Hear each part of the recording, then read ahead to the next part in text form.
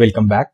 In this particular video, I am again discussing another sample practice paper which I have created for computer science class 12, especially term 2 assessments. इससे पहले कि मैं session start करूं, मैं आपको बता दूं कि जितने भी वीडियो ट्यूटोरियल्स हैं कंप्यूटर साइंस के, चाहे वो वन शॉट वीडियो हो या प्रैक्टिस पेपर हो या सिलेबस डिस्कशन हो या मोस्ट इंपॉर्टेंट क्वेश्चंस हो डेटाबेस कॉन्सेप्ट के या कंप्यूटर नेटवर्क के, उन सभी के वीडियो की लिंक डिस्क्रिप्शन बॉक्स में आपको मिल जाएगी। वहां से जाके आप चेक कर सकते हैं। अगर ये क्वेश्चन पेपर का पीडीएफ विद सॉल्यूशन आपको चाहिए तो उसके लिए आप मेरी वेबसाइट www.techtipnow.in में जाके विजिट कर सकते हैं। वहां सैंपल पेपर के सेक्शन में जाके इस पेपर को आप प्राप्त कर सकते हैं, डाउनलोड कर सकते हैं अपने रेफरेंस के लिए। लिंक उसका भी डिस्क्रिप्शन बॉक्स में मिल जाएगा।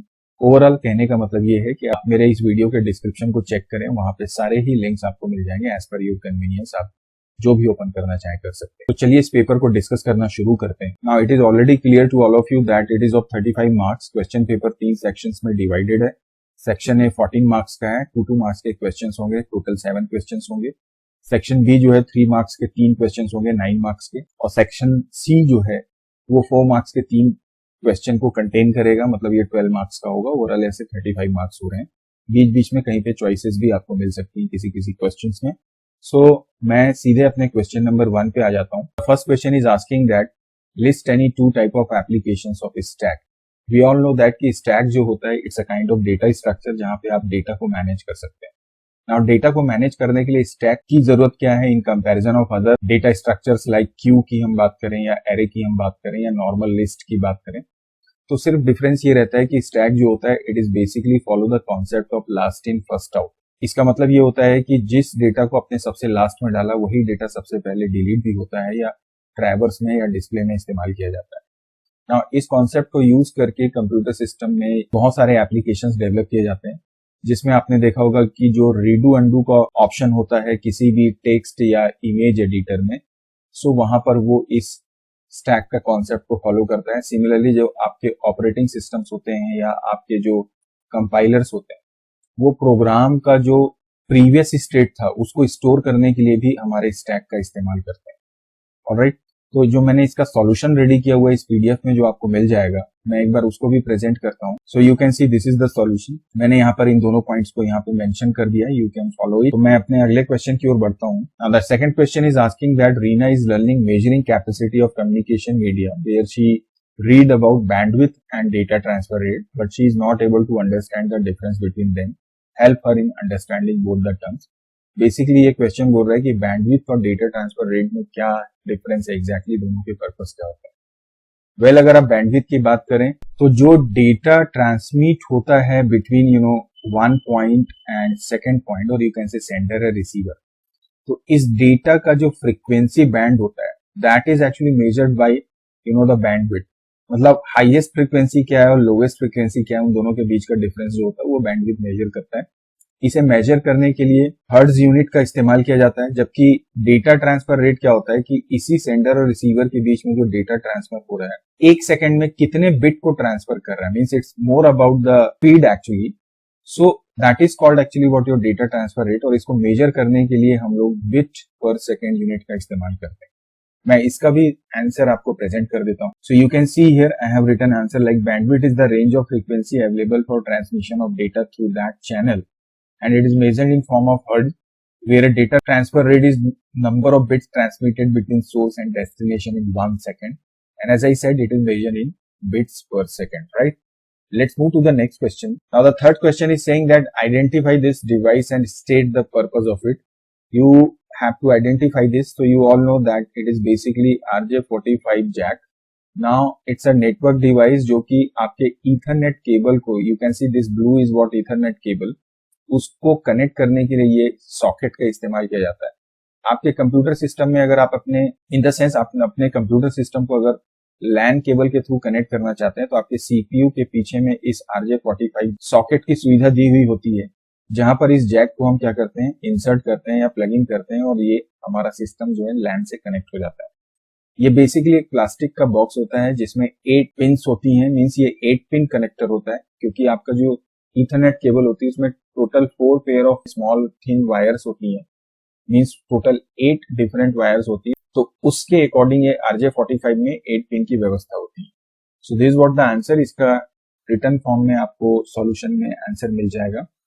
Next question is saying that identify following command as DDL or DML. So update, alter, insert and drop. DDL is basically data definition language. DML you all know is about the manipulation language. तो data को define करना मतलब database या table को जब define करते हैं, design करते हैं या उसके स्ट्रक्चर में कोई चेंज करना रहता है तो उसके लिए जो कमांड यूज करते हैं that comes under this.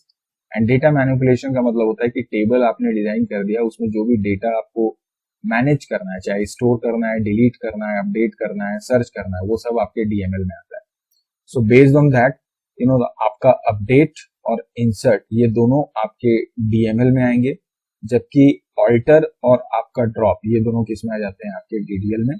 So I think it's quite easy to understand. Next question is asking that I can be assign only once to an attribute in relation, cannot accept duplicate values and cannot be left blank while entering records. पहली चीज तो ये कि सबसे important clue आपका duplicate value को जो avoid करता है. So we all know that is your primary key. So primary की होता है जो डुप्लीकेट वैल्यूज को अलाउ नहीं करता है. और दूसरी बात ये कि आप एक टेबल में केवल एक ही प्राइमरी की दे सकते हैं, मतलब ये एक ही बार इस्तेमाल किया जा सकता है. और जब आप किसी फील्ड को एट्रीब्यूट को प्राइमरी की सेट कर देते हैं तो उसमें आप उसको नल या ब्लैंक भी नहीं छोड़ सकते. So the answer is what your primary key. Move to the second part of this question, that list name of 4 SQL constant used in table to ensure accuracy and validity of data. It's talking about SQL constant. So we all know that the first is what your not null, which ensures that कि जिस field में इसको apply किया गया है वहां पे data entry compulsory होगा. Then there is another constant that is called default. तो अगर आपने कोई फील्ड बनाई, जैसे आपका आइटम टेबल है, उसमें आपने आइटम नेम लिया, अब इसका डिफॉल्ट में अगर आपने इसको सपोज रवि सेट कर दिया तो अगर आप कोई डेटा नहीं डालेंगे तो रवि ऑटोमेटिकली आ सकता है. So that is your default constant. Similarly the next one we can say is primary key. So अभी हमने उसको डिस्कस किया. Similarly we can apply unique key and we can also use check constant. तो check constant basically क्या होता है, ये आपके जो डेटा आप एंटर कर रहे होते हैं अपने टेबल में किसी पर्टिकुलर कॉलम में, उसकी वैलिडिटी को चेक करता है. जैसे आपने क्वांटिटी के साथ एक कांस्टेंट अप्लाई कर दिया, चेक लगा दिया कि quantity should always be the greater than 20. तो अगर कोई 20 से कम डालेगा तो वो अलाउ नहीं करेगा टेबल आपका उसको स्टोर करने. So all these are the constant you can list out and also the purpose I just said. हो सकता है पर्पस भी आपको पूछा जा सकता है. नेक्स्ट क्वेश्चन की ओर बढ़ता हूं. Now it is saying that differentiate between equi and natural join और the differentiate between database schema and database instances. Well, equi join and natural join में क्या डिफरेंस है, या आप डेटाबेस स्कीमा या डेटाबेस इंस्टेंस में से डिफरेंस बताइए. तो चलिए मैं इसका आंसर प्रेजेंट करके आपको एक्सप्लेन कर देता हूं. So as you can see in your screen that equi join and natural join. तो बेसिकली इक्वी ज्वाइन जो होता है that joins two table on the basis of column explicitly specified in the on clause, and the natural join is all about join two table based on the same column. In the sense equijoin का मतलब ये रहता है कि दो table हैं, एक दोनों में एक कॉमन फील्ड होती है, उसकी इक्वालिटी की बेसिस पे मींस हम इंश्योर करते हैं कि primary key equal to foreign key. That is called equijoin. और नेचुरल जॉइन में ऐसा नहीं होता, उसमें दो कॉलम कॉमन करके आप उसकी बेसिस पे डेटा कनेक्ट करते हैं. हालांकि बहुत ज्यादा डिफरेंस इन दोनों में नहीं होता है, but again you should know this. Equijoin का जो मोस्ट इंपॉर्टेंट पार्ट है या दोनों के बीच का जो मेन डिफरेंस होता है दैट इज बेसिकली कि इक्विजॉइन जो होता है दैट उसमें duplicate columns can be shown, जबकि नेचुरल जॉइन में जो सेम कॉलम होते हैं उसमें से कोई एक कॉलम ही एक ही बार लिया जाता है, तो duplicate columns can not be shown. Similarly database schema and database state की अगर आप बात करें, इन दोनों के डिफरेंसेस की अगर आप बात करें, तो डेटाबेस स्कीमा का मतलब होता है कि जब आप टेबल डिजाइन करते हो, कोई डेटाबेस डिजाइन करते हो कि उसमें टेबल का नाम क्या है, टेबल में डेटा टाइप क्या होंगे, फील्ड नेम्स क्या होंगे, कौन से कांस्टेंट आप अप्लाई कर रहे हैं, तो ओवरऑल पूरे डिजाइन का जो डिटेलिंग होता है वो आपका डेटाबेस स्कीमा का काम होता है. जबकि डेटाबेस इंस्टेंट या स्टेट क्या होता है कि जब भी आप डेटाबेस में वर्क कर रहे होते हैं तो उसका जो करंट स्टेटस होता है कि उसमें कितने डेटा है, उसकी डिग्री कितनी है, उसकी कार्डिनैलिटी कितनी है, that is actually called what it's instance. से फॉर एग्जांपल जब आप डेटाबेस डिजाइन करते हैं तो उस समय उसका जो स्टेट होता है वो प्रेजेंट स्टेट जो होता है वो एम्प्टी होता है, क्योंकि उसमें कोई रिकॉर्ड नहीं होता. नाउ जैसे ही आप 2 रिकॉर्ड एंटर कर दोगे तो उसकी स्टेट क्या हो जाती है, 2 हो जाती है. एंड जो डेटाबेस स्कीमा होता है ऑब्वियसली डिजाइन को तो आप बार बार चेंज नहीं करते, वो केवल एक बार आप कर देते हैं और रिक्वायर होने के बाद कभी कभार उसमें चेंजेस होते हैं. Database instance it's all about the data actually और स्टेटस ऑफ द डेटा. तो आपको पता है कि डेटा तकरीबन फ्रिक्वेंटली हम क्या करते हैं, हमारे किसी भी डेटाबेस में अपडेट करते रहते हैं, डिलीट करते रहते हैं या इंसर्ट करते रहते हैं, तो इसका जो स्टेटस है वो कंटिन्यूअसली चेंज होते रहता है. So this how we can differentiate between them. Move to the next question. Now here it is saying that consider this watch table and you have to predict the output for the following queries. First query is saying that select max date of purchase and minimum date of purchase from the watch. तो max date of purchase क्या है, तो आप देखिए 2020 2022 114 and 22 312. So जो max date आ रही है that is 2022 then 03 then 22 and इसके बाद में minimum date जो आ रही है that is 2019. So you can say 2019 0921. So this is how we can get the answer. Second is saying that select watch name cost from the watch where watch name like percentage time and discount should be greater than 10. So जिनके नाम के and पे time है तो ये है high time, life time and golden time. But ये बोलता है कि डिस्काउंट 10 से ज्यादा होना चाहिए, तो इसका डिस्काउंट भी 10 है. देन लाइफ टाइम का 8 है, तो ये दोनों तो आएंगे नहीं.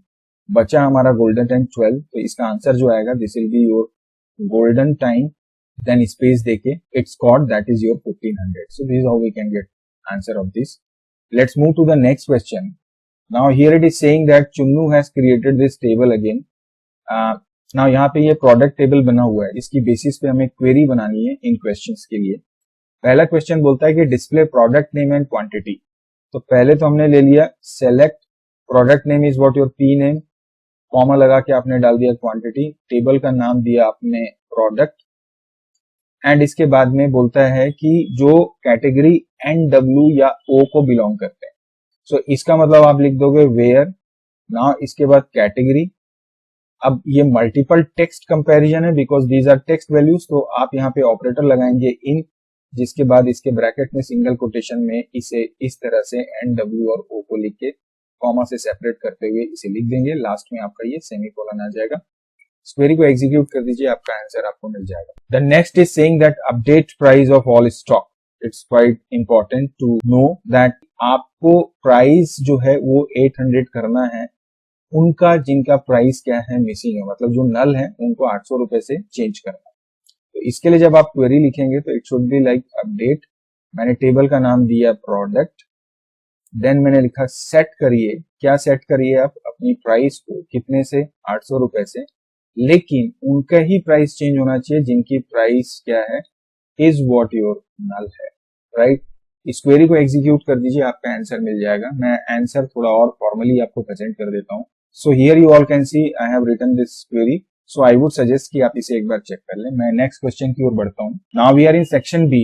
Now it is saying that consider this club table. Right. Question is asking कि पहले आप ये बताएं कि इस टेबल की डिग्री और कार्डिनैलिटी क्या है. इसको आप डिलीट कर दीजिए, ये इसमें इंक्लूडेड नहीं है, प्लीज इग्नोर करेंगे, ये टाइपो मिस्टेक है.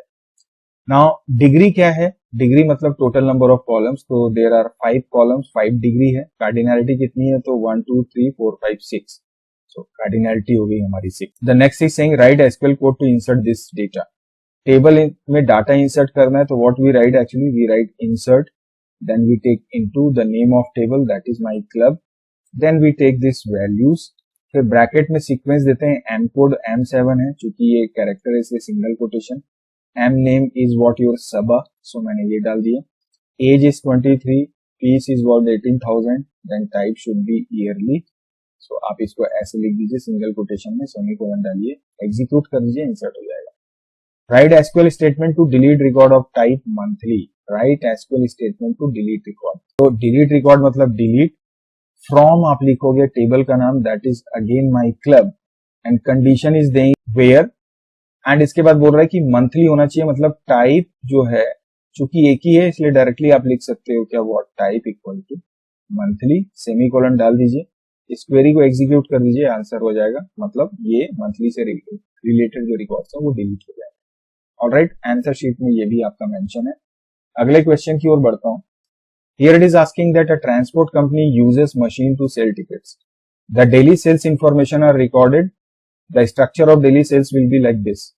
सेल्स टेबल है, ये बनाना है, सीधी सी बात है, और इसका ये स्ट्रक्चर दिया हुआ है, स्कीमा दिया हुआ है. इसके लिए आपको ये क्रिएट टेबल का कमांड लिख के ये कैसे आप करोगे. पहला क्वेश्चन में मतलब यही बोल रहा है now it is asking that write SQL command to create sales table. तो ये स्कीमा दिया है, इसकी बेसिस पे टेबल क्रिएट करना है। We all know that we can take this create table. Table का नाम हम लिखेंगे सेल्स, ब्रैकेट ओपन करेंगे। सबसे पहले आप दे देंगे machine ID, so I take this to machine ID. Data type इसका कैर 4 है, आप डाल दीजिए 4। देन इसके बाद without giving any comma you will take this primary key and after that आप ये कॉमा डालेंगे। Then the second is what your date, आप सीधे डेट और इसका डेटा टाइप डेट दे देंगे, फिर कॉमा लगा के या तो उसकी नेक्स्ट लाइन में लिख दीजिए। मैं ले लेता हूँ then ticket underscore ID which should be integer and comma लगा के फाइनली आप दे देंगे income and it should be float, bracket close, semicolon डाल दीजिए। इस क्वेरी को एग्जीक्यूट कर दीजिए, आंसर आपका मिल जाएगा। एज आई सेड, इसका जो पीडीएफ का आंसर भी इसके साथ इंक्लूडेड है, उसमें जाके आप इसे चेक कर सकते हैं। Now company want to add not null constant in date column of the table sales, write appropriate command to do so. अब हमने ये टेबल रेडी कर लिया है। अब इसमें ये डेट कॉलम है, इसमें एक हमको कांस्टेंट डालना है नॉट नल का, तो इसको मॉडिफाई करना होगा। मॉडिफाई करने के लिए हम लिखेंगे ऑल्टर टेबल। टेबल का नाम हमारा क्या है, सेल्स है, तो मैं ले लूंगा सेल्स। मॉडिफाई करना है कॉलम को, तो इसके लिए यहाँ पे हम इस्तेमाल करेंगे कीवर्ड मॉडिफाई। हमारे फील्ड का नाम डेट, फिर उसका डेटा टाइप और यहाँ पे ऐड कर दीजिए नॉट नल को, सेमीकोलन डाल दीजिए। एग्जीक्यूट कर देंगे इस क्वेरी को, तो देखेंगे आप नॉट नल इस डेट फील्ड में ऐड हो जाएगा with the help of this alter table. And the last is saying that what code one should write to delete permanently sales table. Delete permanently from the database, तो इसके लिए obviously आप लिखोगे क्या, drop table and इसके बाद the name of table that is again your sales. तो जब आप इस क्वेरी को बना के एग्जीक्यूट कर दोगे तो इस क्वेश्चन का आंसर मिल जाएगा, मतलब ये टेबल पूरी तरह से यहाँ से डिलीट हो जाएगा। तो this how we can get answer of all these questions. Let's move to the next question. यहाँ पे अगला क्वेश्चन है, each node of stack contains following information, roll number and percent. You have to write program to implement push operation and pop operation, right? So आपको एक stack बनाना है जिसमें कि हर एक नोड में 2 आइटम रहेंगे, रोल नंबर और percent, in the sense nested list के फॉर्म में। और पुश मतलब उसमें कैसे इंसर्ट करना है स्टैक में, उसका कोड लिखना है, और डिलीट कैसे करना है उससे रिलेटेड कोड आपको लिखना है। तो मैंने ऑलरेडी इसका कोड रेडी किया हुआ है, मैं सीधे पाइथन शेल पे चल के इसको बता देता हूँ। So as you can see here, आप पहले ध्यान दें, मैंने थोड़ा इसको बेटर अंडरस्टैंडिंग के लिए क्या किया है, लूप के अंदर ये चॉइसेस दे दिए हैं कि आप डेटा इंसर्ट करो, डिलीट करो और डिस्प्ले करो। इंसर्ट का मतलब आपका पुश ऑपरेशन कॉल होगा, तो हमने पहले यहाँ पे चॉइस डाल दी 1 2 3 4 में से। चॉइस 1 होगा तो रोल नंबर आप इनपुट करोगे और एक वेरिएबल एस नेम होगा जिसमें आप नाम डालोगे। इन दोनों को हम पास करेंगे किसमें, स्टूडेंट में, with the help of this push method. तो ये जो आइटम लिस्ट में टेम्पररी रोल नंबर और नेम डाला, ये इस आइटम के थ्रू हमारे स्टूडेंट में आएगा with the help of push. तो जब आप पुश मेथड को देखेंगे जो मैंने ऊपर डिफाइन किया है, वी ऑल नो दैट कि किसी भी लिस्ट में डेटा आइटम ऐड करने के लिए अपेंड मेथड लगाते हैं। तो मैंने ये लिखा है stk.append आइटम। यहाँ पे stk मतलब इसके थ्रू ये स्टूडेंट है, उसमें डेटा अपडेट हो जाएगा। सिमिलरली मैंने पॉप मेथड लिखा है, जहां पर कि डिलीट करने की बात होगी, तो वी ऑल नो दैट कि जो सबसे लास्ट में आइटम ऐड हुआ उसको ही ये डिलीट करेगा। तो हम पॉप में पहले चेक कर लेंगे कि कहीं स्टैक एम्प्टी तो नहीं है, तो उसके लिए हम मैसेज फ्लैश कर देंगे कि अगर length of stack is equal to 0, आप अंडरफ्लो मैसेज डिस्प्ले कर दो, otherwise stack dot pop method को कॉल करो, मींस लिस्ट के पॉप मेथड को कॉल करो, तो वो लास्ट आइटम को डिलीट कर देगा। एंड डिस्प्ले सिंपली हमने रिवर्स ऑर्डर में डेटा को डिस्प्ले कर दिया है। सो इस पूरे कोड को अगर आप एग्जीक्यूट करेंगे, मैं एक बार रन करके आपको दिखा देता हूं। So as you can see in your screen, पहले हम इंसर्ट करते हैं 1, मैंने डाला रोल नंबर 1, मैंने नाम डाल दिया सैम, फिर मैंने फिर से इंसर्ट किया डेटा रोल नंबर 2, मैंने इस दफा डाल दिया मैं। तो देखिए ये पुश मेथड हो गया। इसके बाद में मैंने बोला थर्ड नंबर डिस्प्ले कर लेते हैं, हम चेक कर लेते हैं।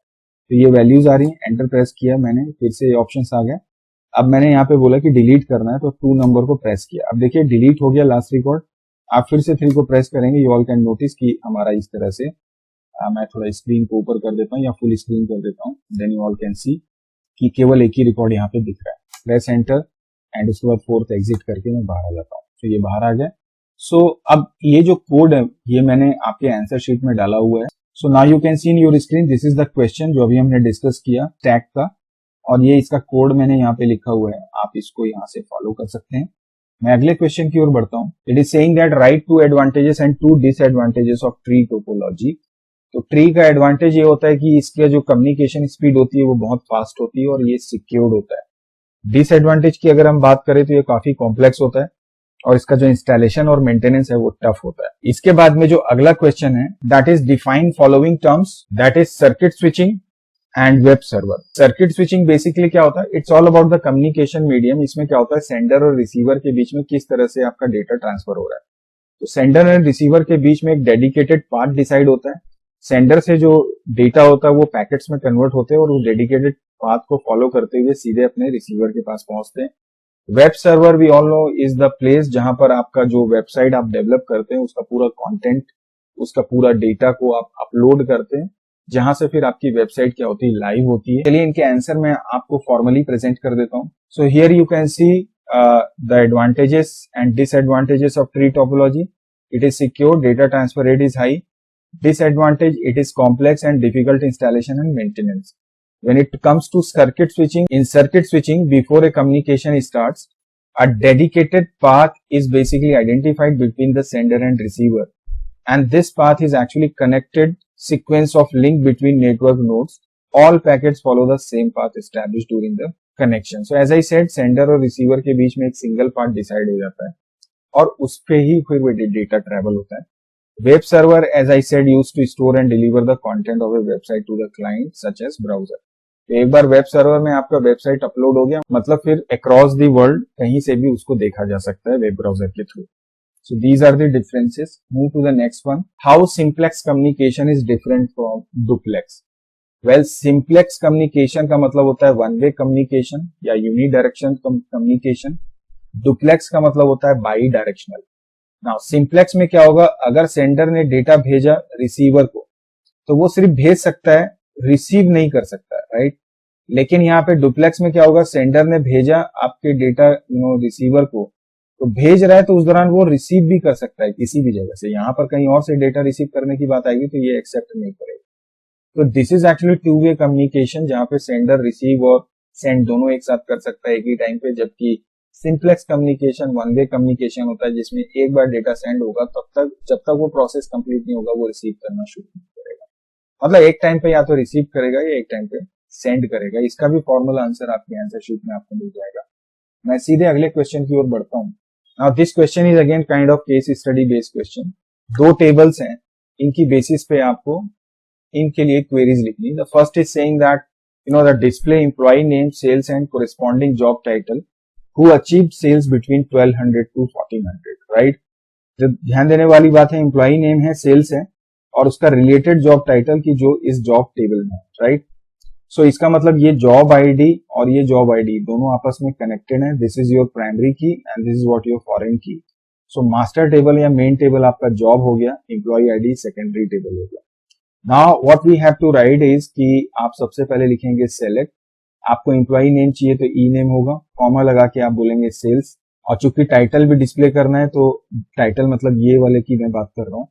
सो आप इसे ले लेंगे title, then the name of table, तो दोनों ही टेबल आपको मेंशन करना होगा, that is your employee and job. But आपको यहाँ पे मेंशन करना पड़ेगा where job dot J I D equal to employee dot J I D, right. मैं थोड़ा इसको सही तरीके से लिख देते हैं, एम्प्लॉय डॉट JID। एंड इसके बाद में क्योंकि कंडीशन बोल रहा है कि जिनका सेल्स जो है वो बिटवीन कितना है, 1200 से 1400 के बीच है, तो सेल्स हो जाएगा बिटवीन 1200 एंड 1400। सेमीकोलन डाल के एग्जीक्यूट कर देंगे, आंसर आपको मिल जाएगा। Then the second is saying display job title and number of their employees, number of their employees and उसका टाइटल। तो नंबर ऑफ देयर एम्प्लॉइज मतलब आपको काउंट करना है ई नेम को, या EID भी कर सकते हैं, लेकिन टाइटल आपको के साथ करना है। तो अगेन ये मल्टी टेबल क्वेरी होगा। तो यहां पर आप फिर से क्या लोगे, आप बोलोगे सेलेक्ट करो, सबसे पहले तो टाइटल डिस्प्ले करना है, उसके साथ में काउंट करना है नंबर ऑफ एम्प्लॉइज, तो आपने यहाँ पे ले लिया ई नेम।